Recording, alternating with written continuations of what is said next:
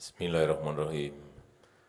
Assalamualaikum warahmatullahi wabarakatuh. Selamat pagi, salam sejahtera bagi kita semuanya. Shalom, Om Swastiastu, Namo Buddhaya, salam kebajikan. Bapak Ibu yang saya hormati,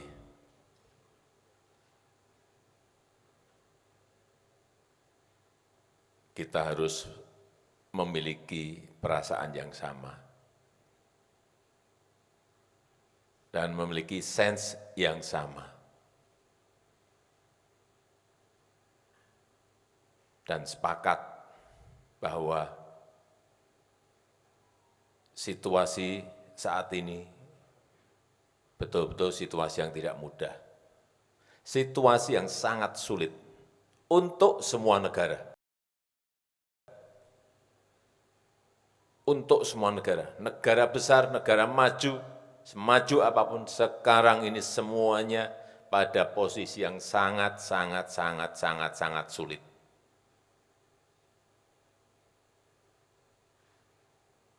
Urusan inflasi, urusan pertumbuhan ekonomi yang anjlok, urusan krisis energi, urusan krisis pangan, yang diikuti dengan sulitnya mencari pupuk, krisis finansial, semuanya menghantui semua negara. Oleh sebab itu, dalam menakodai situasi yang sangat sulit ini, semuanya harus hati-hati. Policy, kebijakan, semuanya harus hati-hati. Jangan sampai keliru, jangan sampai salah. Begitu salah, resikonya gede sekali. Karena situasinya betul-betul situasi yang tidak normal. Baik kebijakan fiskal maupun kebijakan moneter. Hati-hati. Ini selalu terus saya sampaikan karena memang keadaannya tidak pada keadaan yang normal. Kuncinya kita harus kerja lebih keras lagi. Tidak bisa kita kerja normal-normal dalam keadaan yang tidak normal. Nggak bisa.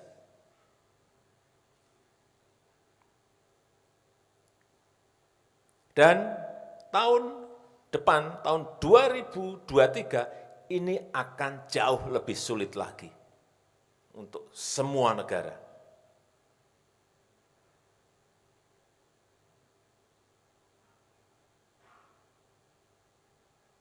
Dan diperkirakan awal tahun depan sudah masuk pada resesi global.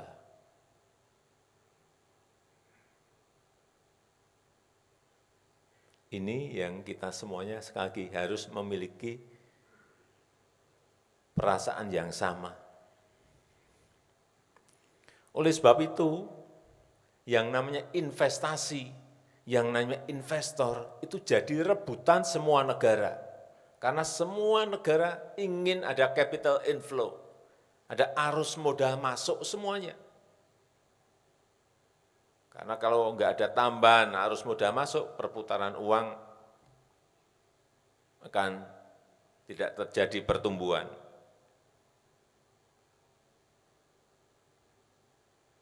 Semua rebutan, yang namanya investasi, sekali lagi yang namanya investor itu jadi rebutan semua negara. Oleh sebab itu jangan sampai kita ada yang mempersulit. Saya enggak mau dengar lagi ada yang mempersulit. Baik di pusat maupun di daerah. Baik di pusat, di provinsi, di kabupaten maupun di kota. Semuanya jangan sampai ada yang mengganggu ini.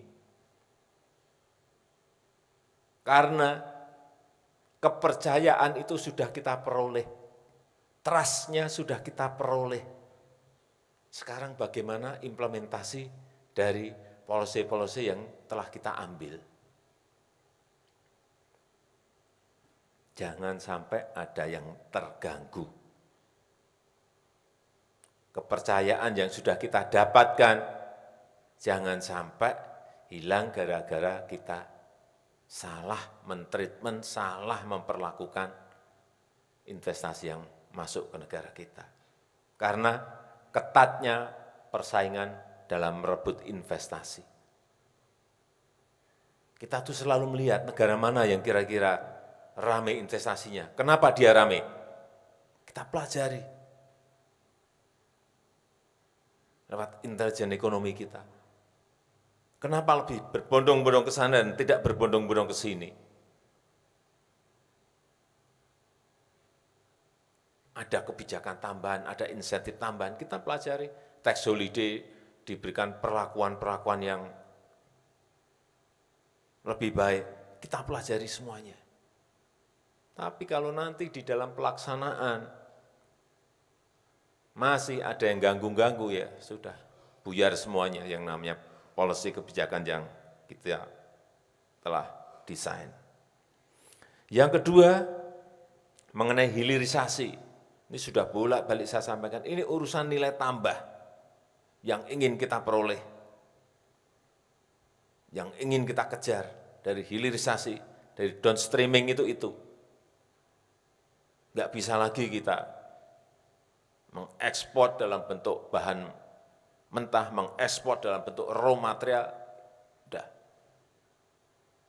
Begitu kita dapatkan investasinya, ada yang bangun, bekerja sama dengan luar dengan dalam, atau pusat dengan daerah, Jakarta dengan daerah,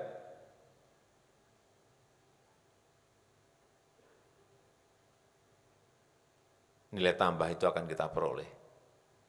Saya berikan contoh, ini bolak-balik saya berikan contoh itu, akan saya ulang-ulang terus. Nikel, lihat 7 tahun yang lalu, 5 tahun yang lalu, 4 tahun yang lalu, ekspor kita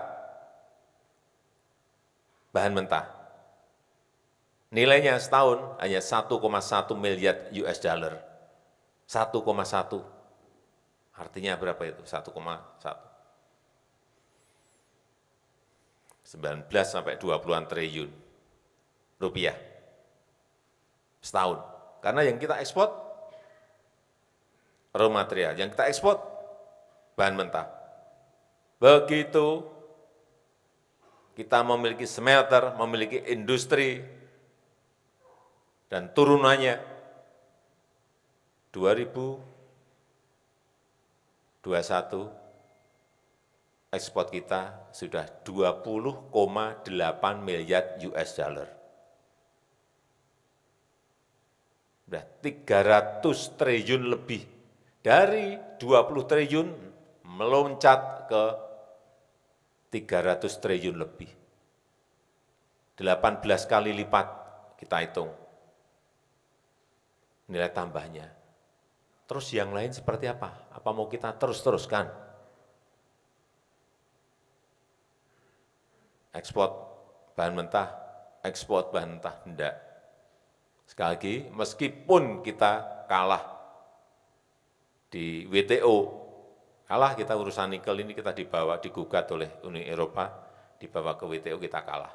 Enggak apa-apa, kalah saya sampaikan ke Menteri, banding. Nanti babak yang kedua, hilirisasi lagi,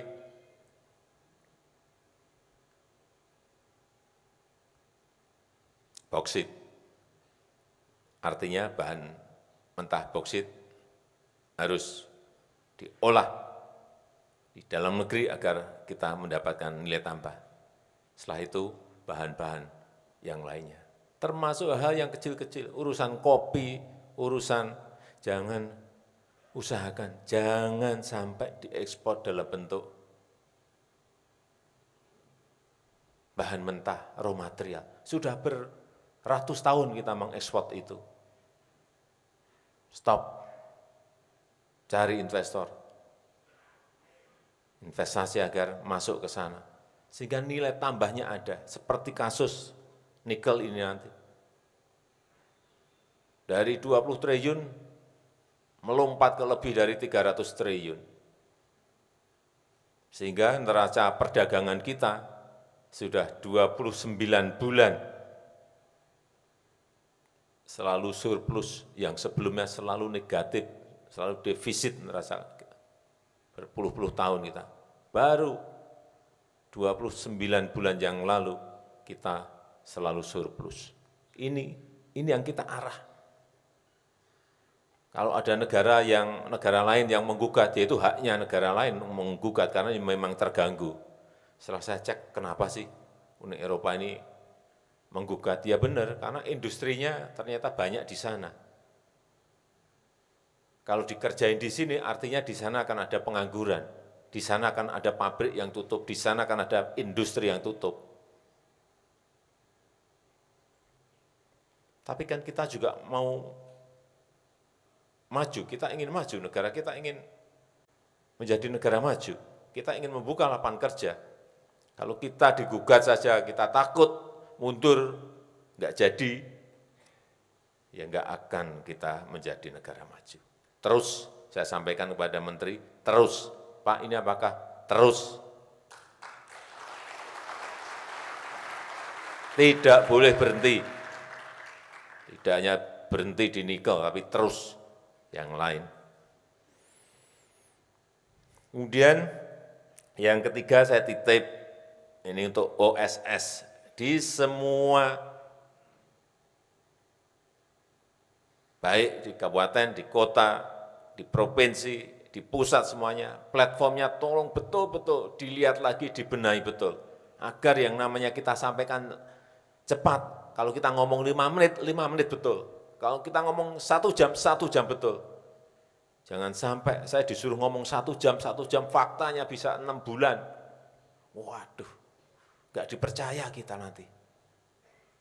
Tolong diperbaiki, masih ada yang banyak yang perlu diperbaiki di platform ini.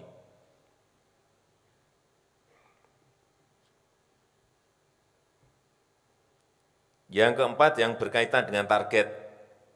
Di 2021 target 900 triliun tercapai, tahun 2022 1.200 triliun. Tadi Pak Menteri Investasi menyampaikan pasti tercapai, tapi kita lihat nanti di akhir tahun. Jangan tercapai nanti kalau enggak tercapai mohon maaf Pak, enggak bisa. Mohon maaf, ini target.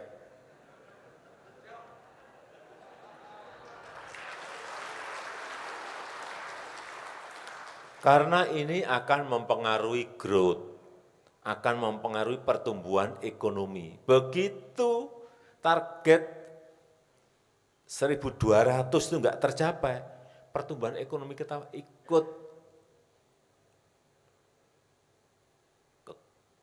geret untuk turun. Hati-hati, investasi menjadi kunci.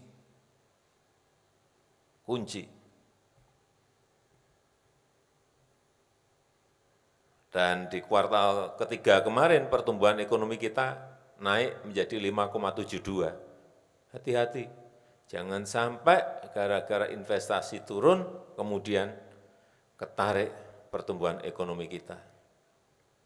Dan yang saya senang, informasi terakhir di luar Jawa sekarang sudah lebih banyak investasinya, 53%. Betul Pak Menteri ya, 53%. 53%. Dulu 70-30, kemudian menjadi lebih kecil-kecil, sekarang sudah lebih besar di luar Jawa. Saya kira ini sebuah informasi yang baik. Artinya infrastruktur yang kita bangun di luar Jawa itu betul-betul memberikan efek kepada investasi pada pertumbuhan ekonomi di luar Jawa. Saya berikan contoh hilirisasi dan infrastruktur. Maluku Utara, ada yang dari Maluku Utara? Maluku Utara, hati-hati Maluku Utara. Hati-hati saya peringatkan. Karena pertumbuhan ekonomi di Maluku Utara itu 27%. Tertinggi di dunia itu, enggak ada di dunia manapun pertumbuhan ekonomi sampai 27%. Dan yang bagus lagi, saya cek waktu ke pasar di Ternate, saya cek pasar, kemudian saya cek ke BI, inflasinya hanya 3,3%. Kenapa saya peringatkan? Supaya yang benar ini terus dipertahankan, ditingkatkan lebih baik lagi. Kalau saya puji-puji nggak bisa kesenangan, nanti lupa, tahu-tahu melorot menjadi 5%, hati-hati 27% itu nggak ada di seluruh dunia yang memiliki pertumbuhan ekonomi setinggi itu. Karena apa? Di situ ada industri baru, di situ ada hilirisasi.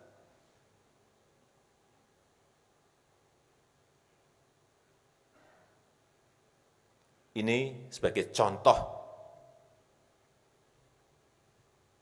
Dan survei yang saya terima, di seluruh provinsi disurvei. Masyarakat mana yang paling bahagia? Juga di Maluku Utara. 27% kalau nggak bahagia ya kebangetan. Tapi hati-hati, saya peringatkan hati-hati. Mempertahankan itu lebih sulit, meningkatkan itu jauh lebih sulit. Tapi kalau nanti ada derivatif, turunan yang lain yang bisa masuk ke industri di Maluku Utara, ini akan lebih meningkat lagi nilai tambahnya. Jadi sekali lagi hati-hati, saya peringatkan hati-hati.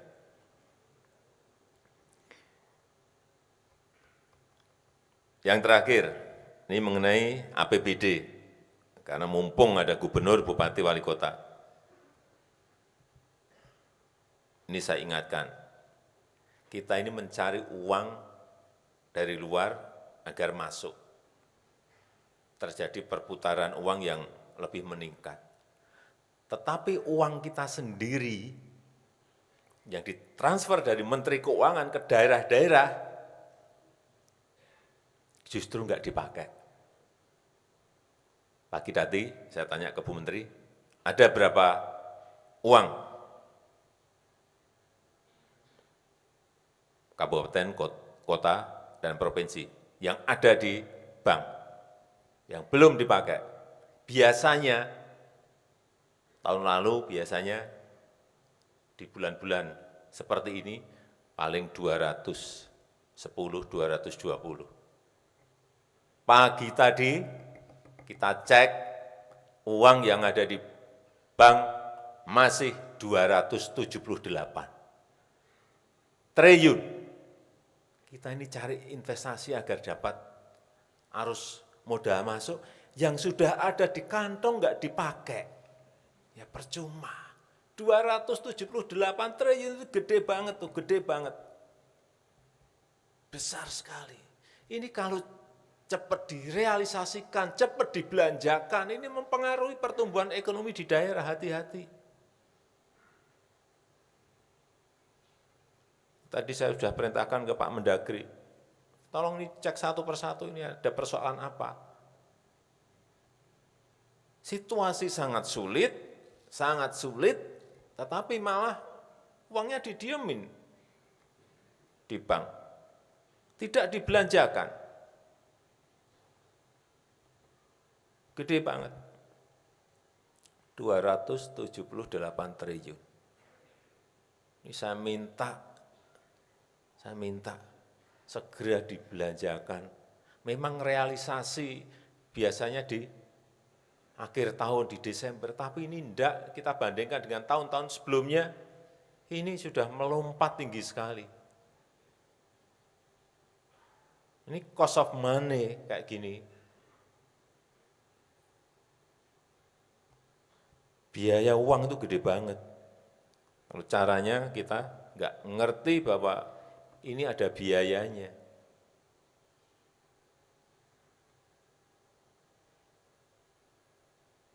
Tahun lalu di akhir Oktober itu masih di angka 226 triliun. Ini 278. Dan realisasi belanja, saya sampaikan sekalian, nasional itu sudah masuk ke angka 76%.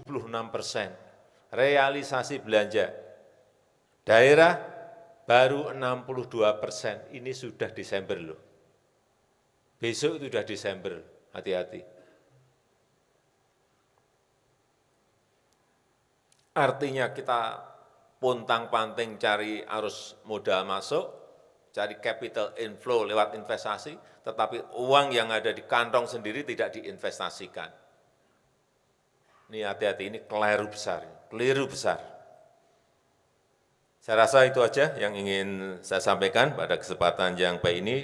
Dan dengan mengucap Bismillahirrahmanirrahim pada pagi hari ini, secara resmi saya buka Rapat Koordinasi Nasional Investasi tahun 2022. Terima kasih. Wassalamualaikum warahmatullahi wabarakatuh.